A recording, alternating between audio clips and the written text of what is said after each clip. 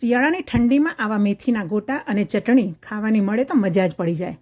અને એમાંય જો ગોટા બનાવ્યા હોય અને ગોટા આટલા સરસ પોચા અને અંદરથી જાળીદાર હોય તો એવું લાગે કે જાણે ગોટા ખાધા જ કરીએ.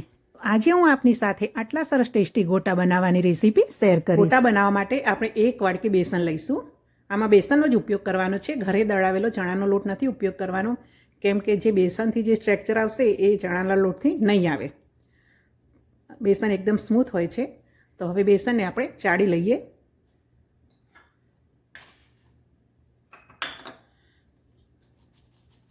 હવે એ જ વાડકીના માપથી અડધી વાડકી ચણાનો કકરો લોટ લેવાનો છે. એને પણ આપણે ચાળી લઈએ. હવે એમાં અધકચરા ખાંડેલા અડધી ચમચી જેટલા મરી ઉમેરી લઈશું. આખા મરી પણ ઉમેરી શકાય, પણ હું આ રીતે અધકચરા ખાડીને ઉમેરું છું. હવે એમાં જો ધાણા પસંદ હોય તો ધાણા પણ આ રીતે અડધી ચમચી આપણે ઉમેરી શકીએ છીએ. 5 ચમચી હળદર, 1 ચમચી ધાણા જીરું પાવડર, એમાં 2 ચમચી દળેલી ખાંડ ઉમેરી લઈએ અને સ્વાદ અનુસાર મીઠું ઉમેરી લઈએ. અડધી ચમચી લાલ મરચું પાવડર ઉમેરી લઈએ. આમાં આપણે લીલા મરચાં ઉમેરીશું એટલે લાલ મરચું પાવડર ઓછો ઉમેરીશું. 1 ચમચી જેટલો અજમો હાથમાં મસળીને ઉમેરી લઈએ. હવે પહેલાં બધા જ કોરા મસાલા મિક્સ કરી લઈએ. નાની વાતોનું ધ્યાન રાખીશું તો આપણા ગોટા પરફેક્ટ બનશે. 2 લીલા મરચાં ઉમેરી લઈએ, લીલું લસણ ઉમેરી લઈએ, 1 વાડકી જેટલા લીલા ધાણા ઉમેરી લઈએ અને અડધી વાડકી મેથીને મેં ધોઈને કોરી કરીને સમારી લીધી છે. આ રીતે મેથીને ધોઈને કોરી કરીને પછી ઉમેરવાની છે, એ વાતનું પણ આપણે ધ્યાન રાખવાનું છે. હવે લીલા મસાલાને પણ બેસન સાથે મિક્સ કરી લઈએ. આમાં થોડું થોડું પાણી ઉમેરતા જઈએ અને ગોટા માટેનું સરસ ખીરું બનાવી લઈએ. ખીરુંને આ રીતે ભેગું જ કરવાનું છે, એને વધારે નથી મસળવાનું. જો ખીરું વધારે મસળીશું તો ચીકણું થઈ જશે. આ રીતે ગોટા પડે એવું ખીરું બનવું જોઈએ. હવે તેલને ગેસ પર ગરમ થવા માટે મૂકી દઈએ.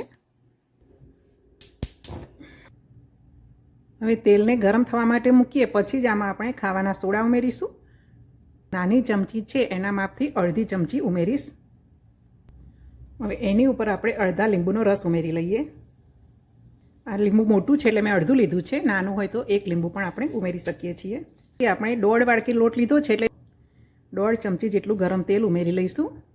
હવે ખીરુંને સરસ મિક્સ કરી લઈએ. હવે આ રીતે થોડું ખીરું તેલમાં મૂકીશું એટલે તેલ ગરમ થયું હશે તો તરત જ ઉપર આવશે. એટલે તેલ ગરમ થઈ ગયું છે તો હવે આપણે આ રીતે ગોટા મૂકવાના છે. નાના મોટા જેવા ગોટા બનાવવા હોય એ પ્રમાણે આપણે ખીરું લઈશું અને ગોટા મૂકીશું. ગોટા આ રીતે છૂટા છૂટા જ મૂકવાના છે, કેમ કે જેમ જેમ ગોટા બનશે એમ થોડા ફૂલવા માંડશે. ગોટા એની જાતે જ ઉલટાવા માંડે છે એટલે કે આપણું બેટર પરફેક્ટ છે. તેલ જો વધારે ગરમ થયું હશે તો ગોટા લાલ થઈ જશે અને તેલ જો ઓછું ગરમ થયું હશે તો ગોટામાં તેલ ભરાશે. એટલે આપણે મીડિયમ તેલ ગરમ થાય ત્યારે જ આપણે ગોટા મૂકવાના છે, એ વાતનું પણ ધ્યાન રાખવાનું છે. ગોટા તળાઈ ગયા છે તો હવે એને આપણે કાઢી લઈએ. તો જો બધા જ ગોટા સરસ ફૂલ્યા છે ને, એટલે અંદરથી પણ સરસ જાળીદાર છે અને ઉપરથી સરસ સોફ્ટ બન્યા છે. અને જુઓ જરા પણ એમાં તેલ નથી ભરાયું. આપણે એક ડીશમાં લઈ લઈએ. આ જ રીતે આપણે બધા જ ગોટા તળી લઈએ. તો જુઓ પરફેક્ટ ગોટા આપણા તળાઈને તૈયાર થઈ ગયા છે. હવે આપણે ગરમ ગરમ ગોટાને સર્વ કરીએ.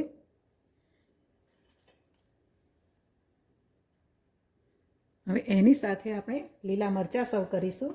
લીલા મરચાંને આ રીતે કટ લગાવીને એને તેલમાં તળી લીધા છે. એની સાથે આપણે ગરમ ગરમ ચટણી બનાવી છે તે સર્વ કરી લઈએ. ગરમ ગરમ મેથીના ગોટા અને સરસ એવી એની સાથે ખાવાની ચટણી. તો ચાલો હવે હું તમને ગોટા અને ફાફડા સાથે ખવાતી ચટણીની રેસીપી પણ શેર કરી લઉં. ચટણી બનાવવા માટે આપણે 1 ગ્લાસ પાણી લઈશું. એમાં દહીં કે છાશ કંઈ જ ઉમેરવાનું નથી. એમાં 3 ચમચી જેટલું ચાળેલું બેસન લઈશું. 5 ચમચી હળદર, સ્વાદ અનુસાર મીઠું ઉમેરી લઈએ. આમાં ગોળ પણ ઉમેરી શકાય અને ખાંડ પણ ઉમેરી શકાય. તો અહીંયા 2 ચમચી જેટલો ગોળ ઉમેરી લઈશ. એમાં 1 લીંબુનો રસ ઉમેરી લઈશું. બેસન ચાળેલું હશે એટલે મિક્સ થઈ જશે, એમાં લમ્સ નહીં પડે. એક પણ લમ્સ ના રહે બેસનનો એ રીતે એને મિક્સ કરી લઈશું. હવે આપણે ચટણીનો વઘાર કરી લઈએ. ચટણી બનાવવા માટે 1 ચમચો તેલ ઉમેરી લીધું. તેલ ગરમ થાય એટલે અડધી ચમચી જીરું ઉમેરી લઈશું. જીરું સંતળાઈ જાય એટલે એમાં થોડા મીઠા લીમડાના પાન ઉમેરી લઈશું. થોડી હિંગ ઉમેરી લઈશું.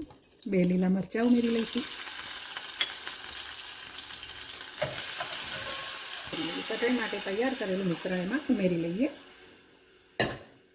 અને એને આ રીતે ચમચા વડે ચલાવતા જઈએ. જેમ ઉકળશે એમ ઘટ્ટ થતી જશે.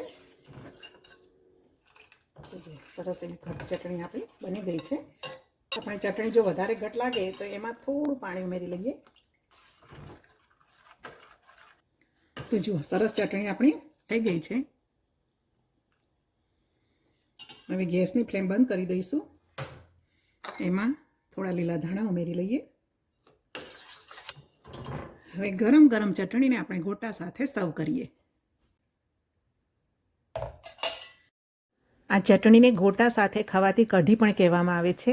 ફાફડા સાથે ખવાતી ચટણી પણ આ જ રીતે બનતી હોય છે.